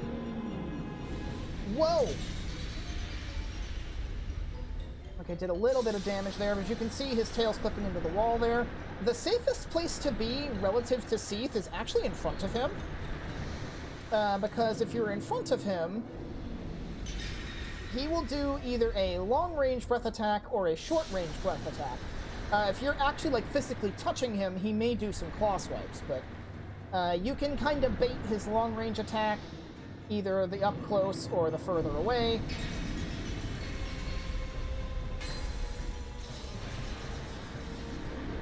And just kind of alternate between up close and far away, and he's really not that much of a threat on his own. He's really dangerous if you try to get his tail weapon, which I would like to try and get it because it's a pretty noteworthy one, but I also don't want to get pancaked by his tails, which makes getting the weapon a little interesting. So you're probably going to be seeing me run circles around this guy for a bit until he decides to behave long enough to let me actually get his weapon. So... uh-oh. That's why I got the Darkwood Grain Ring. Woo! Yeah, he actually killed me during my practice run, because his tails flattened me while I was trying to get his weapon. This is a lot easier to do if you have another person. But, for us, we're just gonna have to make do. And, of the tail weapons in the base game, Seath's is probably the hardest to get. Some would argue that Priscilla's is harder to get. Priscilla's is mainly difficult because compared to the other bosses that have tail weapons, when you fight her, she has relatively little HP, so it's really easy to kill her before you chop her tail off. Seath's is just annoying because, as you can see, he's just kind of constantly going back and forth. Okay, what's he doing? He's doing the straight shot again. You want to watch out for a specific tail of Seath's, because he's got a really big, nasty attack. Much like how Quelaag has Hug the Spider for her really big attack, Seath will kind of hold his hands really close to his chest and start getting really angry looking. When he does that, you want to get as far away from him as possible, because he's about to do his really big AoE Crystal Wave. which even with the full Dingy set is going to do a lot of damage. Now, please, Seath, stop moving your tail so that way I can actually cut it off. That would be nice. Okay, that's long range. Yeah, you can see being in his little residual crystals does tick damage as well as building up the curse meter.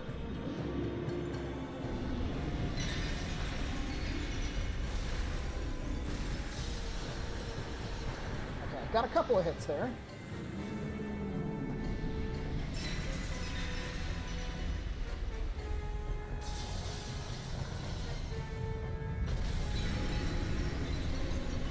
Okay, that was his big, like, AoE Crystal Blast. I fortunately managed to avoid that pretty easily.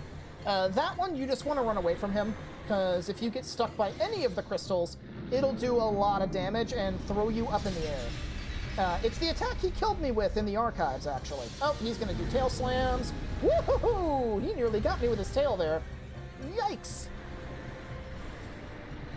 Thank you, Darkwood Grain Ring. Yeah, I would argue probably his most dangerous attack really is the tail flailing. Because, those tails hurt. Ow! As you can see.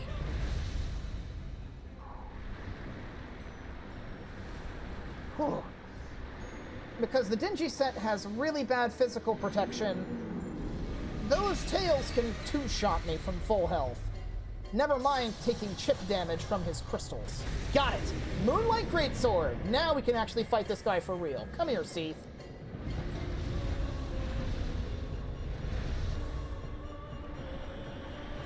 I'll look at that once Seath is no longer being an actual threat. So, let's see if we can bait out his long-range attack here. Okay, long range. Oh no, that was short range. Oh, this is the big crystal explosion.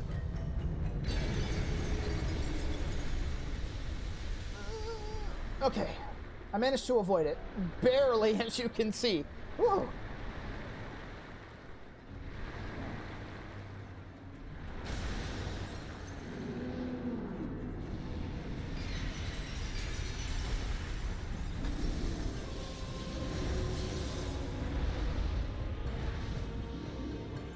And as you can see, chopping the tip of his tail off really doesn't reduce his tail slam range that much, so you do still gotta watch out for that.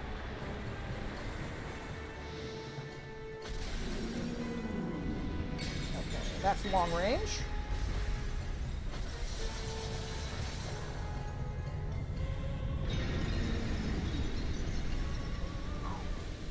Barely avoided that again.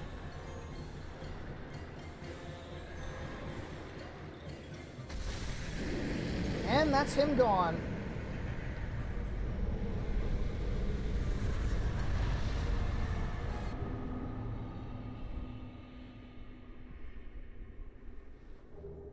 Bequeath Lord Soul Shard, Humanity, and with both the ring and the symbol of avarice, 86,400 souls.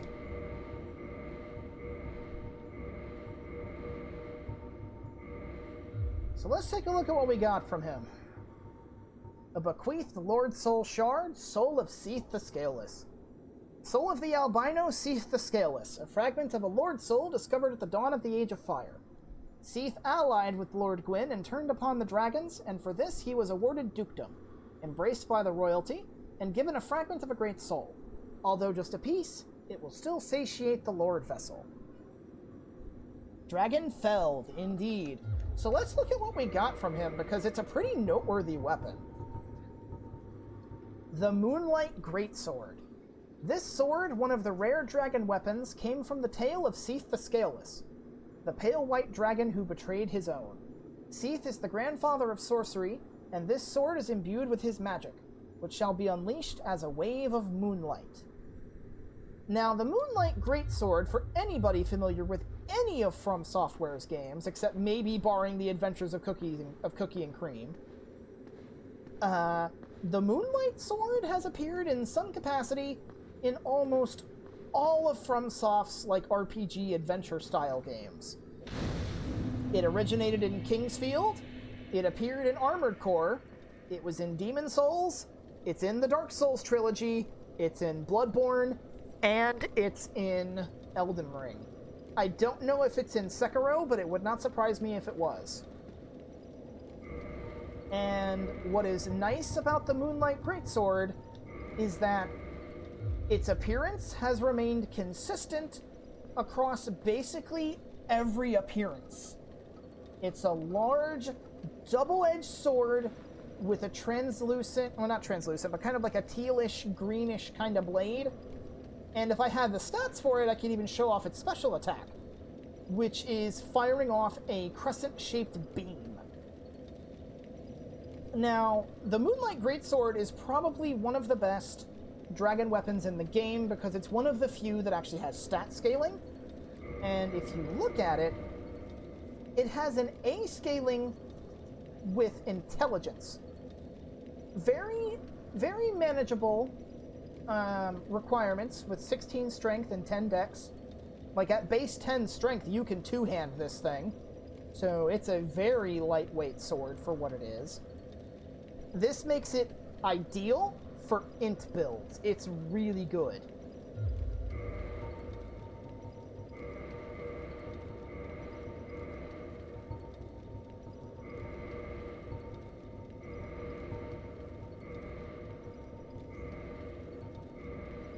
Okay, but that's us done.